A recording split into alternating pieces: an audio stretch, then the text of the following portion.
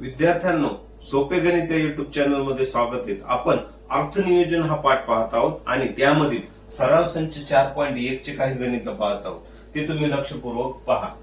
पवन medicals औषधांचा पुरवठा करतात। त्यांच्या दुकानातील काही औषधांवर जीएसटी दर 12% आहे।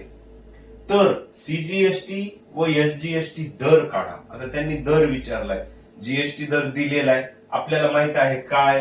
आता आपल्याला काय काढायचे, सीजीएसटी व एसजीएसटी। मग सीजीएसटी दर बरोबर 1/2 गुणिले जीएसटी दर।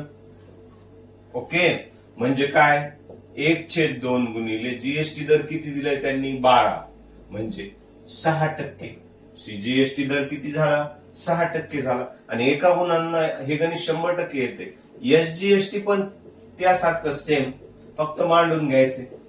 जीएसटीच्या 1/2 असते म्हणजे निम्मा असते।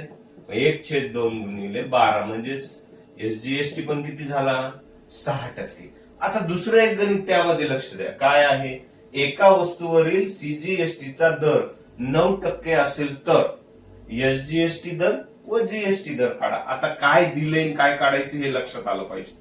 आता दिले सीजीएसटी काढायचे, एसजीएसटी आणि जीएसटी, सूत्र तेच, कोणतं, सीजीएसटी चा दर बरोबर 1/2 जीएसटी दर।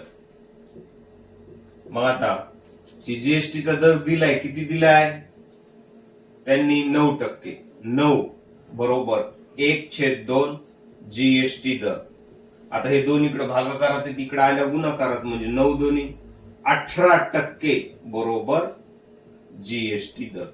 हे झाला जीएसटी दर, किती झाला, 18%। आता त्यानंतर त्यांनी आणखीन काय विचारलंय, व एसजीएसटी, आणि एसजीएसटी आणि सीजीएसटी एक समान असते, म्हणून एसजीएसटी दर बरोबर सीजीएसटी दर।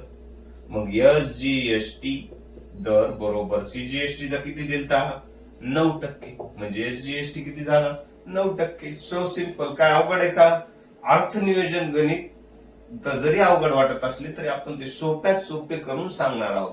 त्यामुळे तुम्हाला जर गणित समजलं असेल तर व्हिडिओला तुम्ही नक्कीच लाईक आणि शेअर करा।